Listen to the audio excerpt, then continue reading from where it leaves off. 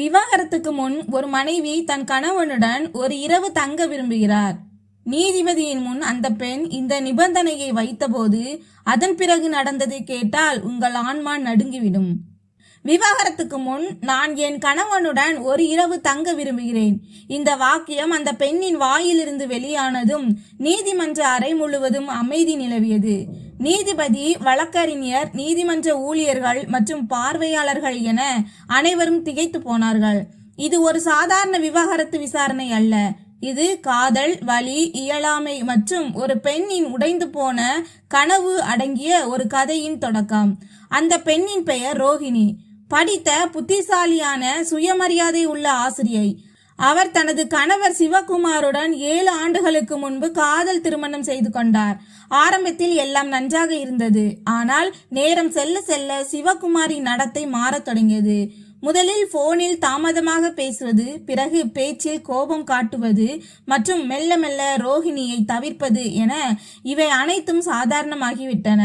இந்த இடைவெளிக்கான காரணத்தை சிவகுமாரிடம் கேட்க ரோஹிணி பலமுறை முயன்றாள். ஆனால் ஒவ்வொரு முறையும் தட்டி கழிக்கப்பட்டது. கடைசியில் ஒரு நாள் தான் வேறொரு பெண்ணை நேசிப்பதாகவும் ரோஹிணிக்கு விவாகரத்து கொடுக்க விரும்புவதாகவும் சிவகுமார் தெளிவாக கூறிவிட்டார்.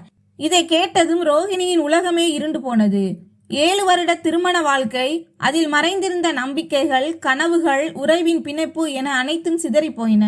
ஆனால் ரோஹிணி தோற்று போகவில்லை. அவள் சட்டத்தின் துணையுடன் நீதியின் பாதையில் நடந்து நீதிமன்றத்தில் விவாகரத்து மனு தாக்கல் செய்தாள். இன்றுதான் இறுதி விசாரணை நாள். இருதரப்பு வழக்கறிஞர்களும் தங்கள் வாதங்களை முன்வைத்திருந்தனர். நீதிபதி தீர்ப்பு வழங்கவிருந்த நேரம் அது. அப்போது ரோஹிணி எழுந்து நின்று தன் கருத்தை முன்வைத்தாள். நான் விவாகரத்தை ஏற்றுக்கொள்ள தயாராக இருக்கிறேன். ஆனால் ஒரு நிபந்தனை உள்ளது. நான் சிவகுமாருடன் ஒரே ஒரு இரவு மட்டும் கழிக்க விரும்புகிறேன். இது எந்த உணர்ச்சி ரீதியான அழுத்தமோ அல்ல, மாறாக எதையோ புரிய வைப்பதற்கான கடைசி முயற்சியாக இருந்தது. நீதிபதி, இந்த நிபந்தனையின் நோக்கத்தை தெளிவுபடுத்துங்கள். இந்த கோரிக்கையின் பின்னால் உள்ள உங்கள் நோக்கம் என்ன என்பதை நீதிமன்றம் அறிய விரும்புகிறது என்று கேட்டார். ரோஹிணியின் கண்களில் இருந்து கண்ணீர் வழிந்து கொண்டிருந்தது. ஆனால் அவள் முகம் உறுதியாக இருந்தது. அவள் உடைந்து போயிருந்தாள், ஆனால் பலவீனமாக இல்லை. உறவை காப்பாற்ற எல்லா முயற்சிகளையும் செய்த ஒரு பெண் அவள் முகத்தில் தெரிந்தாள். ஆனால் எல்லா கதவுகளும் மூடப்பட்ட போது அவள் ஒரு கடைசி ஜன்னலை திறக்க முயன்றாள். அந்த இரவில் கடந்த 7 ஆண்டுகளில் சிவகுமார் பார்க்க தவறிய அனைத்தையும் அவருக்கு காட்ட விரும்பினாள். ஒருவேளை அந்த இரவுக்கு பிறகு வாழ்க்கை என்பது வெறும் உடல் சார்ந்தது மட்டுமல்ல, ஆத்மா மற்றும் உணர்வு சார்ந்தது என்பதை அவரால் புரிந்து கொள்ள முடியும். நீதிமன்ற அறையில் நேரம் உறைந்து போனது போல் இருந்தது. இதுவரை பார்வையை திருப்பிக் கொண்டிருந்த சிவகுமார் திடீரென அதிர்ச்சி அடைந்து ரோஹிணியை பார்க்க தொடங்கினான். 7 ஆண்டுகளுக்கு முன்பு தன் காதலின் மீது சத்தியம் செய்து திருமண மண்டபத்திற்கு அழைத்து சென்ற அதே பெண் இவள். ஆனால் இன்று அதே ரோஹிணியின் விவாகரத்தின் கடைசி கட்டத்தில் யாரும் சாதாரணமாக நினைக்காத ஒரு கோரிக்கையை வைத்திருந்தாள். இரு தரப்பினரும் விவாதிக்க ஏதுவாக நீதிமன்ற நடவடிக்கைகளை 30 நிமிடங்களுக்கு ஒத்திவைக்குமாறு நீதிபதி உத்தரவிட்டார். சிவகுமார் வெளியே புல்வெளியில் அமைதியாக அமர்ந்திருந்தான். ரோஹிணி அவன் முன் வந்து நின்றாள். கடந்த கால உறவுகளின் ஆன்மாக்கள் அவர்களை சூழ்ந்து கொண்டது போல காற்றில் ஒரு விசித்திரமான அமைதி நிலவியது. ரோஹிணி அவன் கண்களை நேராக பார்த்து, சிவகுமார், நீ இப்போது என்னை நேசிக்கவில்லை என்று எனக்கு தெரியும். நான் உன்னை தடுத்து நிறுத்தவும் விரும்பவில்லை. ஆனால் நாம் இருவரும் சேர்ந்து உருவாக்கிய இந்த உறவு ஒரு புரிதலுடனும் சுயமரியாதையுடனும் முடிவுக்கு வர வேண்டும் என்று நான் விரும்புகிறேன். ஒரே ஒரு இரவு, அதில் நாம் ஒருவருக்கொருவர் பேச முடியும். இப்போது உன் வெறுப்பின் நிழலில் புதைந்து கிடக்கும் அந்த நினைவுகளை நாம் மீண்டும் பார்க்க முடியும் என்றாள். சிவகுமார் அமைதியாக இருந்தான். ஆனால் அவன் கண்கள் கலங்கி இருந்தன. ரோஹிணி முதலில் அவன் அலுவலகத்திற்கு வந்த அந்த நாட்கள் அவனுக்கு நினைவுக்கு வர தொடங்கின. அந்த முதல் காஃபி, அந்த தயக்கமான சிரிப்பு மற்றும் அவன் முதலில் அவள் கையை பிடித்த அந்த மாலை பொழுது. காலப்போக்கில் அதெல்லாம் ஏன் தொலைந்து போனது? ஒரு காலத்தில் தன் உலகம் என்று அவன் அழைத்த இந்த பெண் இப்போது ஏன் அந்நியமாக தெரிந்தாள்? ரோஹிணியின் இந்த கோரிக்கையில் எந்த ஆசையும் இல்லை. இது ஒரு பார்வைக்கான முயற்சியாக இருந்தது. ஒருவேளை அவள் சிவகுமாருக்கு ஒரு கண்ணாடியை காட்ட விரும்பி இருக்கலாம். அவனது சுயநல முடிவுகள் மற்றும் உறவில் மட்டுமல்லாமல் மனித நேயத்தில் இருந்தும் அவன் ஏற்படுத்திய அந்த இடைவெளியை காட்ட நினைத்தாள். ஒவ்வொரு முறையும் முன்னேறி செல்வது சரியல்ல என்பதை ஒரே இரவில் சிவகுமாருக்கு உணர்த்த அவள் விரும்பினாள். சில நேரங்களில் நின்று திரும்பி பார்ப்பதும் அவசியம். சிவகுமார் மெல்லிய குரலில் சொன்னான். உன்னுடைய இந்த ஒரு இரவில் என் புரிதல் திரும்ப வந்தால் உன் வலி குறையுமா? ரோகிணி தலை குனிந்தாள். பிறகு சொன்னால், வழி இருக்கும், ஆனால் உறவை காப்பாற்ற நான் எடுத்த கடைசி முயற்சியையும் முழுமையாக செய்துவிட்டேன் என்று என் ஆன்மா சாந்தி அடையும். அந்த தருணத்தில் சிவகுமார் ரோகிணியை ஒரு சாதாரண பெண்ணாக பார்க்கவில்லை, மாறாக உடைந்து போயும் முழுமையாக இருந்த ஒரு போராளியாக கண்டான். நீதிமன்ற அறையில் அவள் வைத்த அந்த கோரிக்கை இப்போது ஒரு பைத்தியக்காரத்தனமாக தோன்றவில்லை, மாறாக அது ஒரு பெண்ணின் ஆன்மாவின் குரலாக இருந்தது. காதலுக்காக ஏங்காமல் அதன் கண்ணியத்தை உயிர்ப்புடன் வைத்திருக்க போராடும் ஒரு பெண் அவள். சிவகுமார் வெகுநேரம் எதுவும் பேசவில்லை. ஏதோ ஒரு பெரும் சுமை தன்னை அழுத்துவது போல தலைகுனிந்து அங்கேயே அமர்ந்திருந்தான். அவன் மூச்சு கனத்து கொண்டிருந்தது. இதய துடிப்பு காதுகளில் கேட்பது போல் இருந்தது. ஒரு காலத்தில் ரோகிணியின் ஒவ்வொரு பேச்சிற்கும் அவன் புன்னகைப்பான். அவள் இல்லாமல் ஒரு நாள் கூட அவனால் இருக்க முடியாது. ஆனால் இன்று அதே பெண் சுயமரியாதையுடன் சிவகுமார் தானே அறுத்தெறிந்த அந்த உறவின் கடைசி நூலை பிடித்து கொண்டு அவன் முன் நின்றாள். இருப்பினும் உன் மனதில் எஞ்சியிருக்கும் நான் ஒரு காலத்தில் விரும்பிய அந்த பழைய மனிதனை நான் பார்ப்பதற்கு ஒரே ஒரு இரவு போதும் என்று அவள் சொல்லிக் கொண்டிருந்தாள். இது ஒரு நாடகம் அல்ல, இது ஒரு பெண்ணின் மிகப்பெரிய சக்தியாக இருந்தது. மன்னிப்பு மற்றும் சமாதானம். உலகம் தங்களை உடைத்த பிறகும் இணைவதை பற்றி பேசுவதுதான் பெண்களின் மிகப்பெரிய சிறப்பம்சமாக இருக்கலாம். ரோகிணியின் இந்த வேண்டுகோள் ஒரு இரவை மட்டும் சார்ந்ததல்ல, அவர்களின் உறவில் தவறவிட்ட நேரத்தின் தேவையாக இருந்தது. கோபமோ குற்றச்சாட்டுகளோ கண்ணீரோ இல்லாமல் தங்கள் எண்ணங்களை பகிர்ந்து கொள்ள வேண்டும் என்று அவள் விரும்பினாள். அவர்கள் ஒருவரை ஒருவர் கேட்க வேண்டும், ஒருவேளை புரிந்து கொள்ளவும் வேண்டும். அந்த இரவுக்கு எந்த நிபந்தனையும் இல்லை. வெறுமனை உரையாடல், அமைதி மற்றும் ஒரு முடிவுக்கு முந்தைய தொடக்கம் போன்ற உணர்வு அது. ஏனென்றால் சில நேரங்களில் சில உறவுகள் முறிவதற்கு முன்பு ஒருமுறை மனதிற்குள் இருப்பதை வெளிப்படையாக பேசிவிட்டால் அவை முறிவதில்லை, மாறாக மாற்றமடைகின்றன. ரோகிணி இந்த மாற்றத்தின் கடைசி நம்பிக்கையுடன் தான் வந்திருந்தாள். சிவகுமாருக்குள் ஒரு புயல் வீசுவது போல் இருந்தது. என்ன செய்வது என்று அவனுக்கு புரியவில்லை. ஒருபுறம் அவனது நிகழ்காலம், புதிய காதலி, புதிய வாழ்க்கை, புதிய நம்பிக்கைகள். மறுபுறம் அவனது கடந்த காலம். அதில் ரோகிணி இருந்தாள். அவளது உண்மை இருந்தது மற்றும் அவளது ஒவ்வொரு மகிழ்ச்சியிலும் பங்கெடுத்து அவன் கழித்த அந்த 7 ஆண்டுகள் இருந்தன. அவன் மனதில் ஓடிக்கொண்டிருந்த இந்த போரில் வெற்றியாளர் யாரும் இல்லை. ஆனால் தோற்க போவது ரோகிணி மட்டுமே. அவள் தோற்க விரும்பவில்லை. அவள் சோர்ந்து போயிருந்தாள். இறுதியில் சிவகுமார் மிகவும் மெல்லிய குரலில், சரி, நாம் ஒரு இரவு ஒன்றாக இருப்போம். ஆனால் அந்த இரவுக்கு பிறகு எந்த புகாரும் இல்லாமல் என்னை போக விடுவாய் என்று சத்தியம் செய் என்றான். ரோகிணி புன்னகைத்தாள். அது ஒரு மெல்லிய ஆனால் ஆழமான புன்னகை. அவள் எப்போதோ இந்த வார்த்தைக்காக காத்திருந்தது போல் இருந்தது. அவள் சொன்னாள், நான் உன்னை போக விட போவதில்லை. என்னை நானே விடுவித்துக் கொள்ளப் போகிறேன். உன் நினைவுகளில் இருந்தும் உன் நிழலில் இருந்தும் உண்மையில் இல்லாத அந்த முழுமையடையாத காதலில் இருந்தும் இப்போது அவர்கள் இருவரும் ஒரு புதிய அனுபவத்தை நோக்கி நகர்ந்து கொண்டிருந்தனர். அங்கு எந்த ஆவண பிணைப்பும் இல்லை. உணர்வுகளின் கடைசி தேர்வு மட்டுமே இருந்தது. அந்த இரவு என்ன கொண்டு வரப்போகிறது என்று தெரியவில்லை. முடிவா அல்லது தொடக்கமா என்பது இன்னும் முடிவாகவில்லை. இரவு மெதுவாக தன் சிறகுகளை விரிக்க தொடங்கியது. நகரத்தின் பரபரப்பு குறைந்தது. ஆனால் ரோகிணி மற்றும் சிவகுமார் இதயங்களில் படபடப்பு அதிகரித்து கொண்டே இருந்தது. நீதிமன்றத்தில் பேசப்பட்ட அந்த இரவு இப்போது கண்முன்னே வந்து நின்றது. ரோகிணி ஒரு பழைய சேலை அணிந்திருந்தாள். திருமணத்திற்கு பிறகு வந்த முதல் பண்டிகையின் போது அவள் அணிந்த அதே உடை அது. அவள் கூந்தல் எந்த அலங்காரமும் இல்லாமல் விரிந்திருந்தது. அவள் செயற்கை அழகிலிருந்து விலகி ஒரு ஆன்மீக அழகின் உருவமாக தெரிந்தாள். சிவகுமார் கதவை திறந்து அவளை உள்ளே வரும்படி சைகை செய்தான். வீட்டிற்குள் காலடி எடுத்து வைத்ததும் ரோகிணி சில நொடிகள் நின்றாள். ஒவ்வொரு சுவரிலும், ஒவ்வொரு மூலையிலும், ஒவ்வொரு புகைப்படத்திலும் கடந்த காலங்களின் நிழல் இருந்தது. வீடு அங்கேயே இருந்தது, ஆனால் உறவு இல்லை. சுவர்களில் இப்போது சிரிப்பின் எதிரொலி இல்லை, மாறாக காலப்போக்கில் அடர்த்தியாகி போன ஒரு அமைதிதான் இருந்தது. ரோகிணி மெதுவாக, நாம் சிறிது நேரம் அமர்ந்து பேசலாமா என்று கேட்டாள். சிவகுமார் தலையசைத்தான். இருவரும் பழைய சோஃபாவில் நேருக்கு நேர் அமர்ந்தார்கள். அங்குதான் ஒரு காலத்தில் ஒன்றாக படங்கள் பார்த்தார்கள், பேசினார்கள். ஒருவரை ஒருவர் தோளில் சாய்ந்து கனவு கண்டார்கள். ரோகிணி பேசத் தொடங்கினாள். சிவகுமார், நீ உன் வாழ்க்கையில் முன்னேறி சென்று விட்டாய் என்று எனக்கு தெரியும். ஆனால் நான் இந்த இரவை எதற்கு கேட்டேன் என்றால், நான் இன்னும் ஒரு முழுமையடையாத கதை அல்ல என்பதை எனக்கே புரிய வைப்பதற்காகத்தான். நீ என்னை காதலிக்கிறாய் என்பதற்காக மட்டும் நான் உன்னை விரும்பவில்லை. நான் உன்னுடன் இருக்கும்போது என்னை முழுமையாக உணர்ந்தேன் என்பதால் தான். ஆனால் இப்போது என் முழுமை உன்னுடன் இல்லை, என் சுய மரியாதையில் தான் இருக்கிறது என்பதை நான் அறிந்து கொண்டேன். சிவகுமார் அமைதியாக கேட்டுக்கொண்டிருந்தான். அவன் முகத்தில் பல உணர்ச்சிகள் வந்து சென்றன. வருத்தம், தயக்கம் மற்றும் எங்கோ ஒரு ஓரத்தில் அவன் பல ஆண்டுகளாக மறைத்து வைத்திருந்த வலி. அவன் கூறினான், ரோகிணி, நான் செய்தது தவறு. நீ புரிந்து கொள்ளப்பட வேண்டிய நேரத்தில் நான் உன்னை புரிந்து கொள்ளவில்லை. வேறொருவரிடம் எனக்கு மகிழ்ச்சி கிடைக்கும் என்று நான் நினைத்தேன். ஆனால் இன்று உன்னை விட்டு விலகி சென்றதன் மூலம் நான் என்னிடமிருந்தே விலகி சென்று விட்டதை உணர்கிறேன் என்றான். ரோகிணியின் கண்கள் கலங்கின. ஆனால் அவள் தன்னை சுதாரித்துக் கொண்டாள். அவள் இனி பலவீனமாக இருக்க விரும்பவில்லை. அவள் சொன்னாள், நீ மீண்டும் திரும்பி வர வேண்டும் என்று நான் விரும்பவில்லை. நீ ஒருமுறை என் கண்களை பார்த்து நாம் முடிந்துவிட்டது என்று நினைக்கும் உறவுகள் சில நேரங்களில் உள்ளுக்குள் முடிவதில்லை என்பதை தெரிந்து கொள்ள வேண்டும் என்று மட்டுமே விரும்பினேன். ஒருவேளை அவை முடிந்தாலும் அவற்றிற்கு மரியாதையுடன் விடை கொடுக்கப்பட வேண்டும். அந்த இரவின் ஒவ்வொரு நொடியிலும் எந்த சத்தமும் இல்லை, எந்த பிணைப்பும் இல்லை. அவர்கள் இருவரும் வெறும் 2 ஆன்மாக்களாக இருந்தனர். முழுமையற்றவர்கள் அல்ல, மாறாக அனுபவத்தால் பக்குவப்பட்டவர்கள் மற்றும் இப்போது வாழ்க்கையின் அடுத்த பாதையில் பயணிக்க தயாரானவர்கள். ஒரு அமைதியான புரிதல் இருந்தது. ஒரு கண்ணுக்கு தெரியாத பிரியாவிடை அது. கடிகார முட்கள் நகர்ந்து செல்ல செல்ல அந்த இரவின் கணம் இருவரின் இதயங்களிலும் உணரப்பட்டது.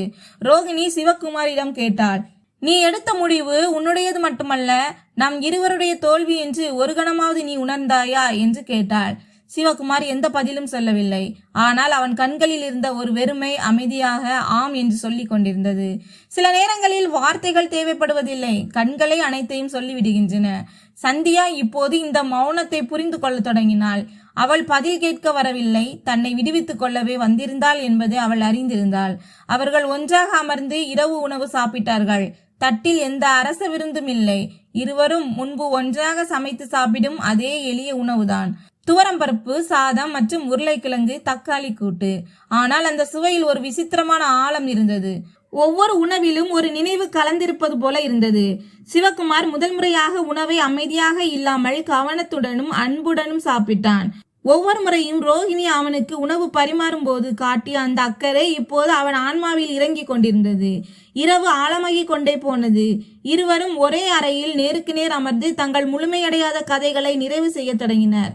சிவகுமார் முதல் முறையாக தன் குழந்தை பருவத்தின் சில விஷயங்களை பகிர்ந்து கொண்டான். தன் தந்தையின் கடுமையான நடத்தை, தாயின் மௌனம் மற்றும் ரோகிணியுடன் அவன் உறவை பலவீனப்படுத்திய அந்த நிகழ்வுகள் ஆகியவற்றை பற்றி பேசினான். ரோகிணி இவை அனைத்தையும் அமைதியாக கேட்டுக்கொண்டிருந்தாள். ஒருவரை ஒருவர் புரிந்து கொள்ள தவறும் போதுதான் உறவுகள் முறிந்து போகின்றன என்பதை அவள் அறிந்திருந்தாள். ஆனால் இந்த இரவில் நிகழ்ந்து கொண்டிருந்தது வெறும் உரையாடல் மட்டுமல்ல, 2 ஆன்மாக்களின் அடுக்குகளை திறக்கும் செயல்முறையாக இருந்தது. ரோகிணியும் தன் மனதை திறந்தாள். தான் வேறொருவரை நேசிப்பதாக சிவகுமார் சொன்ன போதுதான் உடைந்து போகவில்லை என்றும், மாறாக உள்ளுக்குள் வெறுமையாகி விட்டதாகவும் அவள் கூறினாள். உயிருள்ள ஒரு மனிதனின் உடலிலிருந்து ஆன்மாவை வெளியே எடுத்தது போல் இருந்தது. ஆனால் அந்த வெறுமைதான் என்னை மீண்டும் கண்டறிய எனக்கு ஒரு வாய்ப்பை அளித்தது என்று அவள் சொன்னாள். என் கல்வியினாலும் என் மாணவர்களின் மரியாதையினாலும் மற்றும் மிக முக்கியமாக என் சுய மரியாதையினாலும் என் வாழ்க்கையை ஒட்ட வைத்தேன் என்றாள். சிவகுமார் இப்போது மௌனமாக இருக்கவில்லை. அவன் ரோகிணியை பார்த்து, உன் காதல் எனக்கு ஒரு புத்தகத்தை போன்றது. அதை நான் அவசரமாக படித்துவிட்டு பாதியிலேயே விட்டுவிட்டேன்.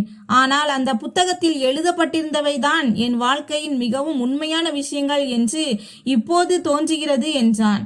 7 வருட திருமண வாழ்க்கையில் பேசாத அளவுக்கு இந்த ஒரே இரவில் அதிக விஷயங்கள் பேசப்பட்டன. இந்த இரவு உறவை மீண்டும் இணைக்கும் முயற்சி அல்ல, மாறாக பழைய உறவுக்கு மரியாதையுடன் இறுதி விடை கொடுப்பதாகும். நாளை காலைதான் சிவகுமாரிடமிருந்து என்றென்றும் விடைபெறுவாள் என்பது ரோகிணிக்கும் தெரியும். ஆனால் இன்றிரவு அவள் ஒரு காலத்தில் உயிராக நேசித்த அந்த சிவகுமாரை மீண்டும் ஒருமுறை சந்திக்க முடிந்தது. இப்போது தன்னை முழுமையாக மன்னித்துவிட்டு வாழ்க்கையில் முன்னேற தயாராக இருந்தாள். அந்த இரவு மெதுவாக தனது முடிவை நோக்கி நகர்ந்து கொண்டிருந்தது. ஆனால் அந்த அறையில் நேரம் உறைந்து போனது போல் இருந்தது. சுவரில் மாட்டியிருந்த கடிகாரங்கள் ஓடிக்கொண்டிருந்தன. ஆனால் இருவரின் கண்களிலும் கடந்த 7 வருடங்களின் வாழ்க்கை சிதறி கிடந்தன. முதல் சந்திப்பு முதல், சண்டை முதல், மன்னிப்பு மற்றும் ஒரு தம்பதியை வாழ்நாள் முழுவதும் இணைத்து வைத்திருக்கும் ஒவ்வொரு சிறிய தருணமும் கண்முன் வந்தன. சிவகுமார் மற்றும் ரோகிணி இருவரும் இந்த இரவு தங்கள் வாழ்க்கையின் மிகவும் கனமான மற்றும் மிகவும் லேசான இரவு என்று உணர்ந்தனர். கனமானது, ஏனென்றால் இது ஒரு கதையின் முடிவு. லேசானது, ஏனென்றால் அவர்கள் தங்கள் ஆன்மாக்களின் பாரத்தை இறக்கி வைத்திருந்தார்கள். ரோகிணி ஜன்னல் ஓரத்தில் நின்று கொண்டிருந்தாள். வெளியே நில ஒளி அவள் மேல் விழுந்து கொண்டிருந்தது. அந்த இரவை, அந்த தருணத்தை பத்திரப்படுத்த விரும்புவது போல இருந்தது. அவள் சிவகுமாரை பார்க்காமலேயே சொன்னாள், ஒருவேளை இந்த இரவு என் வாழ்வின் மிகப்பெரிய வெற்றியாக மாறக்கூடும். ஏனென்றால் இன்று நான் நீ இல்லாமலும் முழுமையாக வாழும் தைரியத்தை பெற்றுவிட்டேன் என்றாள். சிவகுமார் மெதுவாக எழுந்தான். அவன் அருகில் வந்து, நீ இல்லாமல் வாழ நான் ஏற்கனவே பழகி கொண்டிருந்தேன். ஆனால் உன்னை புரிந்து கொள்ளாமல் வாழ்ந்ததுதான் நான் செய்த மிகப்பெரிய தவறு என்றான். சிவகுமாரின் குரலில் வருத்தம் இருந்தது. ஆனால் ரோகிணி அந்த வருத்தத்தை தனது எதிர்காலமாக்க விரும்பவில்லை. வருத்தம் ஒரு நல்ல ஆசிரியராக இருக்கலாம், ஆனால் நாம் அதை நம் துணையாக்கி கொண்டால் அது நம்மை முன்னேற விடாது என்று அவள் கூறினாள். நீ வாழ்க்கையில் முன்னேறி செல்ல வேண்டும் என்று நான் விரும்புகிறேன். ஆனால் இப்போது உன்னை நீயே புரிந்து கொண்டு மற்றவர்களின் உணர்வுகளை மதித்து மிக முக்கியமாக உன் முடிவுகளுக்கு பொறுப்பேற்று செல்ல வேண்டும். சிவகுமார் முதல் முறையாக ஒன்றை உணர்ந்தான். ரோகிணி வெறும் ஒரு மனைவி மட்டுமல்ல, அவள் ஒரு வழிகாட்டி, ஒரு கண்ணாடி மற்றும் ஒரு சக்தி என்பதை அவன் புரிந்து கொண்டான். இத்தனை நாட்களாக அவன் அவளை தீவிரமாக பார்க்க தவறிவிட்டான். அவள் அவனது வாழ்க்கையின் முழுமையடையாத கதை அல்ல, மாறாக தியாகம், அன்பு, வலி மற்றும் மன உறுதி கொண்ட ஒரு முழுமையான நாவல். ரோகிணி மீண்டும் ஒரு பெருமூச்சை விட்டுவிட்டு சொன்னால், நாளை நீதிமன்றத்தில் விவாகரத்து தீர்ப்பு வரும்போது உன்னிடம் எனக்கு எந்த புகாரும் இருக்காது. உண்மையாக நேசித்த ஒருவருக்கு வெறுப்பு என்பது மிகவும் சிறிய விஷயம். நான் உன்னை விட்டு விலகவில்லை. நான் உன்னை விரும்பிய அந்த இடத்திலேயே மீண்டும் வைக்கிறேன், ஒரு அழகான நினைவாக. இந்த முறை சிவகுமாரின் கண்களில் கண்ணீர் இருந்தது. அவன் ரோகிணியின் கைகளை பிடிக்க முயன்றான். ஆனால் ரோகிணி மெதுவாக கையை விலக்கி கொண்டாள். இப்போது இந்த கைதான் என் சக்தி, இதற்கு வேறு யாருடைய துணையும் தேவையில்லை. அவள் புன்னகைத்து கொண்டே சொன்னாள், இந்த புன்னகை விடைபெறுதலுக்கானது, வெறுப்பால் அல்ல, அன்பால் நிகழும் விடைபெறுதல். இதை பார்த்தவர்களுக்கு தெரியும் இப்படிப்பட்ட விடைபெறுதல் எவ்வளவு கடினமானது என்று. ஆனால் அதுவே உண்மையான விடுதலையையும் தருகிறது. அந்த இரவு இருவரையும் மாற்றி இருந்தது. யாரும் தோற்று போகவில்லை, மாறாக தங்களுக்குள் இருந்த முழுமையடையாத போர்களை வென்று வெளியே வந்திருந்தார்கள். காலையின் முதல் கதிர் அரை ஜன்னல் வழியாக எட்டி பார்த்தது. ஒரு உணர்ச்சிகரமான நிபந்தனையுடன் தொடங்கிய அந்த இரவு இப்போது அதன் முடிவை நெருங்கியது. ரோகிணி மெதுவாக 2 கப் டீ தயாரித்தாள். ஒன்று தனக்கு, மற்றொன்று சிவகுமாருக்கு. இந்த டீ ஒரு தினசரி பழக்கம் அல்ல, மாறாக அது ஒரு குறியீடு, ஒரு கடைசி ஆறுதல், அவர்களுக்கு எப்போதும் நினைவிருக்கும் ஒரு கடைசி பகிர்வு. சிவகுமார் டீ கோப்பை கையில் எடுத்துக்கொண்டு ரோகிணியின் கண்களை பார்த்தான். அந்த கண்கள் இப்போது துக்கத்தால் அல்ல, மன உறுதியால் ஒளிர்ந்தன. அவன் ரோகிணியிடம், இந்த இரவுக்கு பிறகு எல்லாம் முடிந்துவிடும் என்று நீ உண்மையிலேயே நினைத்தாயா என்று கேட்டான். ரோகிணி புன்னகைத்து கொண்டு, நான் இதை ஒரு முடிவாக நினைக்கவே இல்லை. இந்த இரவு எனக்கு ஒரு புதிய தொடக்கம். இனி நான் யாருடைய மனைவியும் இல்லை, யாரையும் சார்ந்திருப்பவளும் இல்லை. எனக்கு நானே உருவாக்குபவள். இது ஒரு பெண்ணின் மறுபிறவி. அவள் உடைந்து போகவில்லை, மாறாக தன்னுள் இருக்கும் சக்தியை கண்டுபிடித்திருக்கிறாள் என்றாள். சிவகுமார் அமைதியாக இருந்தான். ஆனால் இப்போது அவன் முகத்தில் ஒரு வித்தியாசமான பாவம் இருந்தது. வருத்தத்தை விட அதிகமாக அது ஏற்றுக்கொள்ளும் உணர்வாக இருந்தது. தான் சுமை என்று நினைத்த அந்த உறவுதான் தன் வாழ்க்கையின் மிக வலுவான அடித்தளம் என்பதை அவன் இப்போது புரிந்து கொண்டான். ஆனால் அதற்குள் வெகு தாமதமாகிவிட்டது. நேரத்திற்கு திரும்பி செல்லும் வழி இல்லை என்பதை ரோகிணி ஒரு இரவில் அவனுக்கு கற்றுக் கொடுத்து விட்டாள். சில நேரங்களில் வாழ்க்கை நமக்கு தரும் சில தருணங்கள் நம் இருப்பையே மாற்றிவிடும். அந்த தருணங்கள் எந்த புத்தகத்திலும் சொல்லிக் கொடுக்கப்படுவதில்லை, எந்த வேதங்களிலும் எழுதப்படுவதில்லை. அவை அனுபவத்தால் மட்டுமே வருகின்றன. ரோகிணி அந்த அனுபவத்தை தானே தேர்ந்தெடுத்தாள், தானே சகித்து கொண்டாள். இப்போது தானே அதிலிருந்து வெளியேறிவிட்டாள். இருவரும் நீதிமன்றத்திற்கு ஒன்றாக வந்தார்கள். ஊடகங்களின் கேமராக்கள், வழக்கறிஞர்களின் கிசுகிசுப்புகள் மற்றும் பார்வையாளர்களின் ஆர்வமுள்ள பார்வைகள் அவர்கள் மீது இருந்தன. ஆனால் ரோகிணியின் முகத்தில் பயமோ வெட்கமோ இல்லை. இரவு முழுவதும் நடத்திய அமைதியான போராட்டத்திற்கு பிறகு அவள் மீட்டெடுத்த ஒரு பெண்ணின் சுயமரியாதை மட்டுமே அங்கு இருந்தது. நீதிபதி இறுதி தீர்ப்பை வழங்கினார். விவாகரத்துக்கு ஒப்புதல் அளிக்கப்பட்டது. நீதிமன்ற அறையை விட்டு வெளியே வரும்போது பத்திரிகையாளர்கள் ரோகிணியிடம், விவாகரத்துக்கு முன் கணவருடன் ஒரு இரவு தங்க வேண்டும் என்ற விசித்திரமான கோரிக்கையை ஏன் வைத்தீர்கள் என்று கேட்டனர். அப்போது ரோகிணி தலை நிமிர்ந்து பதிலளித்தாள். சில நேரங்களில் மனிதன் முன்னேறுவதற்கு முன் நின்று தான் எதை பின்னால் விட்டு செல்கிறோம் என்பதை புரிந்து கொள்ள வேண்டும். பின்னால் விட்டு செல்வது மதிப்புமிக்கதாக இருந்தால் அதற்கு மரியாதையுடன் விடை கொடுக்கப்பட வேண்டும். நான் தவறான நிபந்தனை எதையும் வைக்கவில்லை. நான் என் முடிவுக்கு ஒரு கண்ணியத்தை மட்டுமே கொடுத்தேன். இந்த பதில் இணையத்தில் வைரலானது. லட்சக்கணக்கான மக்கள் ரோகிணியின் தைரியம், புரிதல் எல்லாவற்றிற்கும் சலாம் போட்டனர். வீடியோக்கள், நேர்காணல்கள் மற்றும் செய்தி தொகுப்புகளில் அவளது கதை மக்களை உலுக்கியது.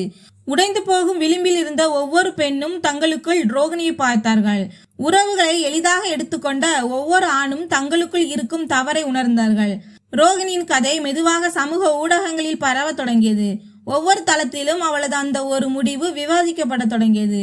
விவாகரத்துக்கு முன் ஒரு இரவு என்பது இப்போது வெறும் பரபரப்பான தலைப்பு மட்டுமல்ல, அது சுயமரியாதை, இரக்கம் மற்றும் புரிதலின் முன் உதாரணமாக மாறியது.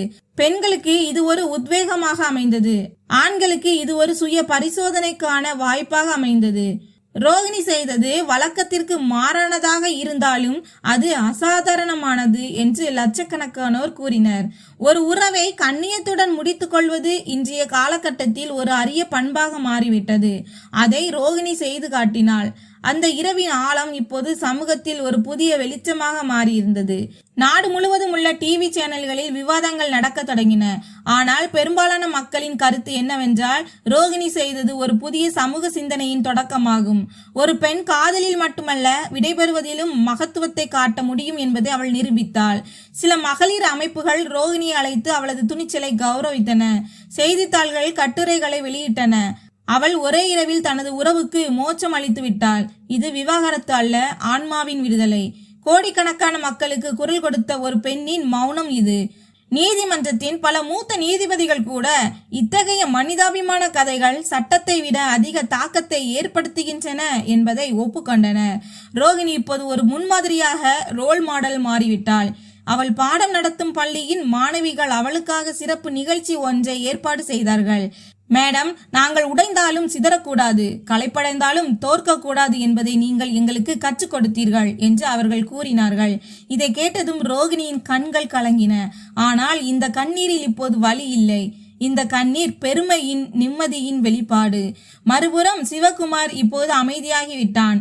வேறொருவருடன் வாழ்க்கையில் முன்னேறலாம் என்று நினைத்தவன் இப்போது தனக்குள்ளேயே தேங்கி நின்றுவிட்டான். ரோகிணியின் கூற்றாலோ சாபமோ இல்லாமல் புரிதல் மற்றும் அன்புடன் மட்டுமே தன்னை வழி அனுப்பிய அந்த ஒற்றை இரவை அவன் இரவும் பகலும் நினைத்து கொண்டிருந்தான். அந்த இரவை அவனால் ஒருபோதும் மறக்க முடியாது என்று அவனுக்கு தெரியும். அந்த ஒரு இரவு அவன் வாழ்க்கையை தலைகீழாக மாற்றிவிட்டது. ஒரு நாள் சிவகுமார் தனது சமூக ஊடகத்தில் ஒரு சிறிய பதிவை வெளியிட்டான். என்னை அதிகம் விரும்பியவரை மிக அழகான முறையில் எனக்கு விடை கொடுத்து சென்றார். இப்போது நான் என்னை தேடி செல்லும் போது எங்கோ ஒரு மூலையில் அந்த ரோகிணி இப்போதும் சிரித்து கொண்டிருக்கிறாள். அந்த பதிவையும் லட்சக்கணக்கானோர் பகிர்ந்தனர். இந்த கதை நாடு முழுவதும் உள்ள உறவுகளில் ஒரு புதிய விழிப்புணர்வை ஏற்படுத்தியது. விவாகரத்து என்பது யுத்தம் அல்ல, அது ஒரு சமாதானமாக இருக்கலாம். விடைபெறுதல் என்பது சண்டை அல்ல, அது ஒரு மரியாதையாக இருக்கலாம். சமூகத்தில் ஒரு பெண் வலியுடன் எழுந்து நின்று அந்த வலியை வலிமையாக மாற்றும் போது அவள் தனக்காக மட்டுமல்ல, ஏதோ ஒரு உறவில் மூச்சு திணறி கொண்டிருக்கும் ஒவ்வொரு பெண்ணுக்கும் வழி வகுக்கிறாள். ரோகிணியின் இந்த கதை ஒரு தனிப்பெண்ணின் கதை அல்ல, இது ஒரு இயக்கமாக மாறியது. பெண்ணின் கண்ணியம், உணர்வுகள் மற்றும் மன உறுதிக்கு புதிய மரியாதை கிடைத்த ஒரு சித்தாந்தம் அது. ஒவ்வொரு நகரத்திலும், கிராமத்திலும், டிஜிட்டல் தளத்திலும் மக்கள் இந்த ஒரு வரியை திரும்ப திரும்ப சொல்ல தொடங்கினர். விவாகரத்துக்கு முன் ஒரு இரவு, ஆனால் ஆன்மாவின் விடுதலையுடன். கல்வி, உளவியல் மற்றும் சமூக அறிவியல் வல்லுநர்கள் ரோகிணியின் இந்த முயற்சியை மிகப்பெரிய உதாரணமாக கூறினர். இன்றைய அவசரமான மற்றும் உடனடி முடிவுகள் எடுக்கும் காலகட்டத்தில் மக்கள் உறவுகளை முறித்து கொள்வதில் அவசரம் காட்டுகிறார்கள். ஆனால் அவர்கள் உணர்வு பூர்வமான முடிவை எடுப்பதில்லை. இது உள்ளுக்குள் காயங்களை ஏற்படுத்துகிறது என்று அவர்கள் கூறினார்கள். எந்த ஒரு உறவையும் முடிப்பதற்கு முன் அமைதியான, உணர்ச்சிகரமான மற்றும் நேரடியான விடைபெறுதல் மிகவும் அவசியம் என்பதை ரோகிணி உலகிற்கு உணர்த்தினாள். இதன் மூலம் மற்றவரை புரிந்து கொள்வது மட்டுமல்லாமல் தன்னையும் மன்னிக்க முடியும். கருத்துகளில் மக்கள், நானும் விவாகரத்து நடைமுறையில் இருக்கிறேன், ஆனால் ரோகிணி தனக்கு கொடுத்தது போன்ற கண்ணியத்தை நானும் எனக்கே கொடுப்பேன் என்று இப்போது முடிவு செய்துள்ளேன். இது வெறும் கதை மட்டுமல்ல, வாழ்க்கையை மாற்றும் அனுபவம். ஒவ்வொரு கணவனும் மனைவியும் இதை பார்க்க வேண்டும் என்று எழுதினார்கள். அது மட்டுமல்லாமல் பல நீதிபதிகள் மற்றும் வழக்கறிஞர்கள் தங்கள் வழக்குகளில் ரோகிணியின் கதையை உதாரணமாக சொல்ல தொடங்கினர். விவாகரத்து செயல்முறையை சட்டத்தின் கண்களால் மட்டுமல்ல, இதயத்தின் மொழியிலும் புரிந்து கொள்ள வேண்டும் என்று அவர்கள் கூறினர். ஒரு பெண் பேசும்போது உலகம் கேட்கிறது, ஆனால் அவள் மௌனமாக தன் கண்ணியத்துடன் நிற்கும்போது உலகம் தலை வணங்குகிறது. ரோகிணி தொடர்ந்து பெண்களுக்கு ஆதரவாக ஒரு ஆன்லைன் தளத்தை உருவாக்கினாள். உறவு சிக்கல்களின் வழியை அனுபவிக்கும் பெண்கள் அங்கு இணையலாம். அங்கு அவர்கள் தங்கள் கதையை பகிர்ந்து கொள்ளலாம், சட்ட உதவிகளை பெறலாம். எல்லாவற்றிற்கும் மேலாக ஒருவருக்கொருவர் பலமாக இருக்க முடியும். ஒரே இரவில் ரோகிணி பெற்ற மன உறுதி இப்போது ஆயிரக்கணக்கான பெண்களுக்கு வாழும் தைரியத்தை கொடுத்து கொண்டிருந்தது. சிவகுமாரும் அந்த அமைப்பின் ரகசிய நன்கொடையாளராக மாறினான். ரோகிணி தனக்கு காட்டிய மாற்றத்தை ஒவ்வொரு ஆணும் தெரிந்து கொள்ள வேண்டும் என்று அவன் உணர்ந்தான். ஒரு பெண்ணின் சுயமரியாதையை நிராகரிப்பது இறுதியில் தன்னைத்தானே இழப்பதற்கு சமம் என்பதை அவன் சமூகத்திற்கு ஒரு உதாரணமாக முன்னிறுத்தினான். காலம் கடந்தது. அந்த இரவு இப்போது வைரலாகிவிட்டது. ஆனால் அதன் தாக்கத்தின் எதிரொலி இன்றும் சமூகத்தில் கேட்கிறது. ரோகிணி இப்போது முன்பு இருந்ததை போல் இல்லை. அவள் ஒரு ஆசிரியை மட்டுமல்ல, சமூகத்தின் பெண் விழிப்புணர்வின் அடையாளமாக மாறிவிட்டாள். முன்பு குழந்தைகளுக்கு பாடம் மட்டுமே கற்றுக் கொடுத்த அந்த பள்ளியில் இப்போது அவளது இருப்பு ஒரு உத்வேகத்தின் ஊற்றாக மாறியது. ஒவ்வொரு பெற்றோரும் தங்கள் மகள்களுக்கு அவளை ஒரு முன்மாதிரியாக, ரோல் மாடலாக கருத தொடங்கினர். இளம் பெண்கள் அவளிடம் ஆலோசனை பெற வர தொடங்கினர். சிலர் உறவு சிக்கல்களுக்காகவும், சிலர் சுயமரியாதையை தேடியும், சிலர் வாழ்க்கையின் திசையை தீர்மானிக்கவும் வந்தனர். உடைந்து போன ஆனால் தங்களை மீண்டும் இணைத்துக்கொள்ள விரும்பும் பெண்களை வலிமைப்படுத்துவதையே ரோகிணி தனது வாழ்க்கையின் புதிய லட்சியமாக மாற்றிக்கொண்டாள். அவள் தனது வாழ்க்கையின் மிகவும் கசப்பான அனுபவத்தை மிக இனிமையான மாற்றமாக மாற்றினாள். இது எளிதானது அல்ல, ஆனால் உலகத்தை மாற்ற முதலில் தன்னை மாற்றிக்கொள்ள வேண்டும் என்பதை அவள் அறிந்திருந்தாள். ஒரு நாள் ஒரு இளம் பெண் ரோகிணியிடம், மேடம், நீங்கள் நீதிமன்றத்தில் அந்த நிபந்தனையை வைத்தபோது மக்கள் என்ன சொல்வார்கள் என்று உங்களுக்கு பயமாக இல்லையா என்று கேட்டாள். ரோகிணி புன்னகைத்து கொண்டே பதிலளித்தாள், பயமாகத்தான் இருந்தது அம்மா. ஆனால் நம்மை நாமே எதிர்கொள்ள முடியாமல் போகுமோ என்ற பயம்தான் எல்லாவற்றையும் விட பெரியது. ஒரு மனிதன் தன் மனசாட்சியை பார்த்து நான் என் உண்மையான முயற்சியை செய்தேன் என்று சொல்ல முடிந்தால் உலகம் என்ன சொல்கிறது என்பது முக்கியமற்றதாகிவிடும். மறுபுறம் சிவகுமாரும் மாறிவிட்டான். அவன் மறுமணம் செய்து கொள்ளவில்லை. அவன் இப்போது சமூக சேவை பணிகளில் தன்னை ஈடுபடுத்தி கொண்டான். குறிப்பாக தங்கள் உறவுகளை புரிந்து கொள்ளாததால் அவற்றை முறித்து கொள்ளும் ஆண்களுக்கு அவன் ஆலோசனை வழங்க தொடங்கினான். சிவகுமார் தனது அனுபவங்களை ஏற்றுக்கொண்டான். மேலும் தனது வழியை மக்களுக்கான புரிதலாக மாற்றும் ஒரு வழியாக அதை மாற்றிக்கொண்டான். அவன் அடிக்கடி சொல்வான், ரோகிணியை போன்ற ஒரு பெண் உங்கள் வாழ்க்கையில் இருந்து நீங்கள் அவளை இழந்தால் நீங்கள் ஒரு மனிதனை மட்டும் இழக்கவில்லை, உங்கள் ஆன்மாவின் ஒரு பகுதியை இழக்கிறீர்கள். இந்த கதையின் மிகப்பெரிய செய்தி என்னவென்றால், உடைந்து போவது தோல்வி அல்ல, உடைந்த பிறகு தன்னைத்தானே இணைத்துக் கொள்வதுதான் உண்மையான வெற்றி. விவாகரத்து என்பது ஒரு சட்ட நடைமுறையாக இருக்கலாம், ஆனால் ஒரு பெண்ணின் சுயமரியாதை எந்த காகிதத்திலும் பதிவு செய்யப்படுவதில்லை. அது அவளது செயல்களில் எழுதப்படுகிறது. ஒரு உறவின் முடிவு வெறுப்புடன் இருக்க வேண்டிய அவசியமில்லை. அது புரிதல் மற்றும் மரியாதையுடனும் இருக்கலாம் என்பதை ரோகிணி கற்றுக் கொடுத்தாள். நண்பர்களே, இது வெறும் விவாகரத்து கதை மட்டுமல்ல. இது ஒரு பெண்ணின் சுயமரியாதை, அவளது புத்திசாலித்தனம் மற்றும் அவளது வலிமையின் கதை. உறவுகள் உடையலாம், ஆனால் ஆன்மா உடையாது என்பதை ரோகிணி நமக்கு கற்றுக் கொடுத்தாள். இந்த கதை உங்கள் மனதை தொட்டிருந்தால் இதை கண்டிப்பாக பகிருங்கள். அப்போதுதான் காதல் என்பது வெற்றி அடைவது மட்டுமல்ல, மரியாதையுடன் விடை கொடுக்கும் கலையும் கூட என்பதை இன்னும் பலர் புரிந்து கொள்ள முடியும். இந்த கதையிலிருந்து நீங்கள் என்ன கற்றுக்கொண்டீர்கள் என்று கமெண்ட் செய்யுங்கள். மேலும் இதுபோன்ற உண்மையான, உத்வேகம் தரும் மற்றும் மனதை தொடும் கதைகளுக்கு சேனலை சப்ஸ்கிரைப் செய்து கொள்ளுங்கள். நன்றி.